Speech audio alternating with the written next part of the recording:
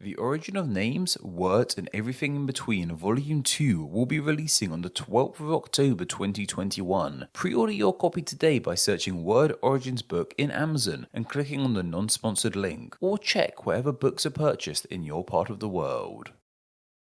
I've always enjoyed how the alphabet gets weirder the deeper you get into it. You start off with the really popular letters like A and B, and then the ever-present E, but as things go on the letters get weirder and weirder. You find the likes of J and P, then things get really strange with Q and X. Finally, at the deepest point of this definitive string of letters you arrive at Z, a letter not used all that much, especially at the start of words. Thankfully, the likes of Zoo has given primary school teachers around the world a good example of a word starting with this strange letter. You probably noticed that I pronounce this letter as Z. While I'm not the best at pronouncing words, go watch literally any of my other videos, I'm sure many of my fellow native English speakers will agree that I pronounce this letter correctly. However, there will be one group of English speakers who will take umbrage with that pronunciation. I'm of course referring to English speakers from the United States of America. It is a well-known fact that in the USA this letter is pronounced as Z as opposed to Z. It's worth noting that this Z pronunciation seems to solely be an American quirk. Other English-speaking nations like Australia and Ireland seem to say Z. Even USA's northernly English-speaking neighbour of Canada prefers Z over Z, though this is just from my online research. If you're from any of these nations, please let me know how you say Z,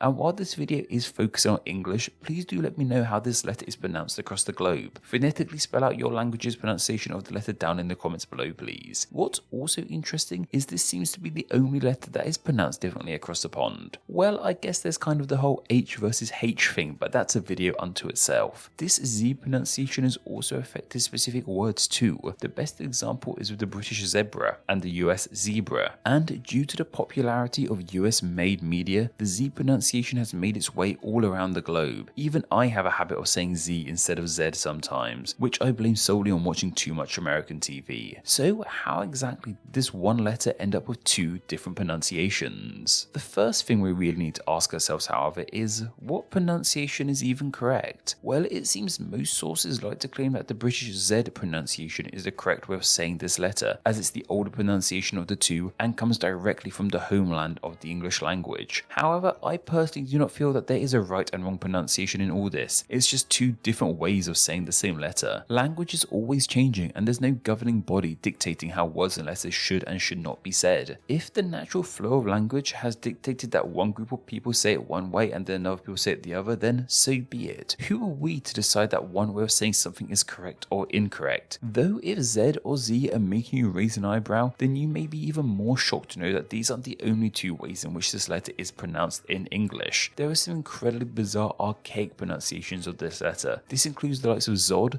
Zad, Zard, Izod, Azad and Izard. Supposedly, some of these pronunciations can still be heard in English to this day. Where though I have no idea. I mean, I suppose Izard has become a surname for some people. Z, however, seems to be the original way in which this letter was pronounced, at least in English anyway. Of course, the English alphabet is taken from the Latin alphabet, and the Latin alphabet came into being from a variety of older languages and alphabets. The letter of Z seems to have its ultimate roots in a Hebrew letter, that being the letter of Zayin. This ancient character initially meant things like weapon and sword, and the letter's original shape reflected this meaning. This letter then entered the Phoenician alphabet. It kept the name of Zayin and its weapon meaning, however its shape changed, looking more like a capital I than a Z. Then from the Phoenician alphabet it arrived in the Greek alphabet. Here its name changed to Zeta, and along with the name change its shape changed too, and Z took on the modern shape that it has to this day. And from the Greeks it arrived in Rome and became part of the Latin alphabet.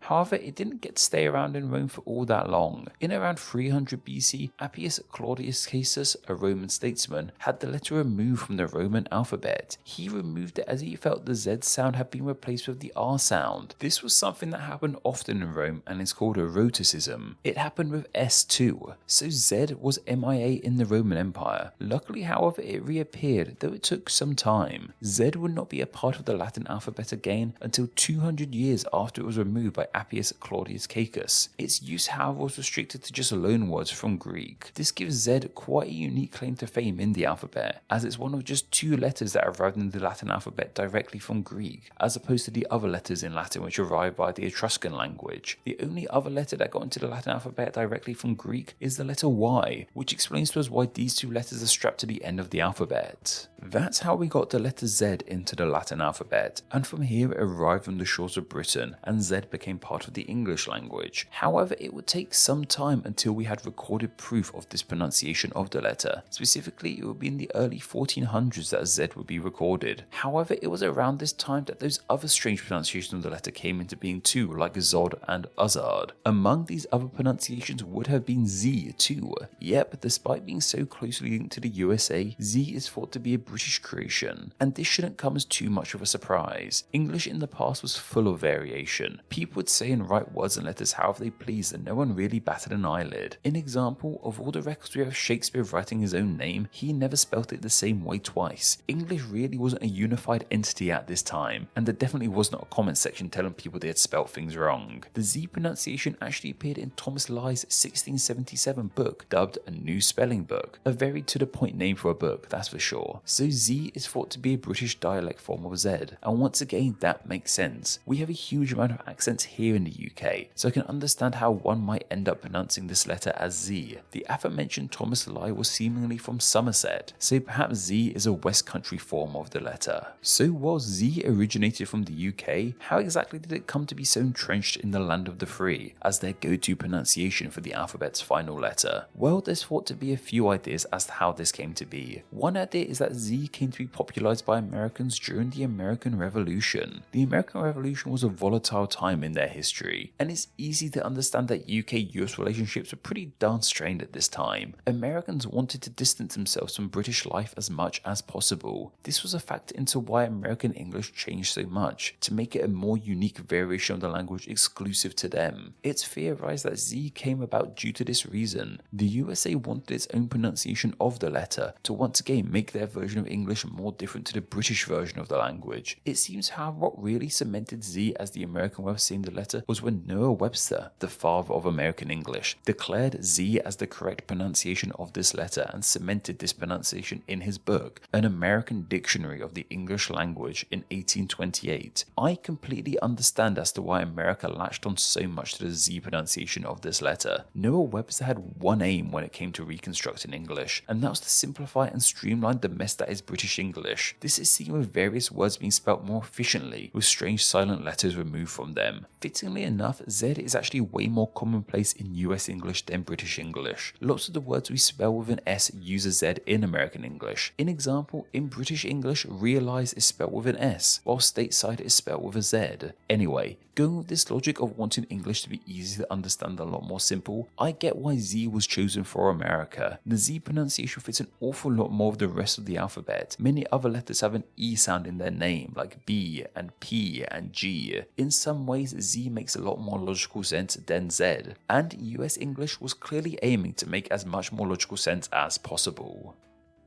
Though speaking of rhyming, it was thanks to one certain rhyme/song that really entrenched Z as the go-to pronunciation for this letter in the USA. That was of course with the Alphabet Song. I'm sure you know this song, and many of us take it for granted as something that's always existed. Of course, it needed to be created by someone, and that someone is seen as being the American music publisher of Charles Bradley. He is credited as being the person to sing the letters of the alphabet to the tune of Twinkle Twinkle Little Star. Yeah, if you hadn't realized, they're one and the same, as is Baa Baa Black Sheep. Bradley copyrighted the Alphabet Song in 1835, around 10 years after Webster cemented Z in his dictionary. Bradley used Z in this song for a couple reasons. One, because he was an American, so it was the version of the letter he knew, and also because, like mentioned earlier, Z rhymes with an awful lot more of the rest of the alphabet, and rhyming has proved to help kids with their learning. Of course, the song ends with the rhyming couplet of "Now I know my ABCs, next time won't you sing with me," and this couplet sounds an awful lot nicer if it's preceded by Z Z as opposed to Z.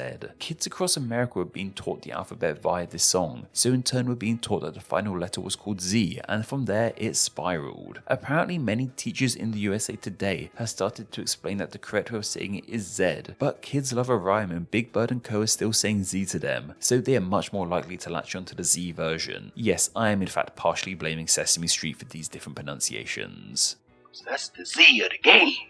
Anyway, while Z might be seen by academics and the likes as the true definitive way of saying this letter, it cannot be argued that Z rhymes an awful lot more with the rest of the alphabet, and to many people that has made it the definitive way of saying this letter. However, here in the UK, when we sing the alphabet song, instead of it all flowing together with many E rhyming sounds, it comes to a screeching halt with Z, which I must admit, even as a kid I always found a bit odd and unpleasant sounding. Even I thought that Z sounded better with the song and the rest of the alphabet, but who am I to betray country and crown? So we've stuck with the Z pronunciation of the letter, despite Z being a tad more logical. It's a true testament to just how silly and illogical British English is at times.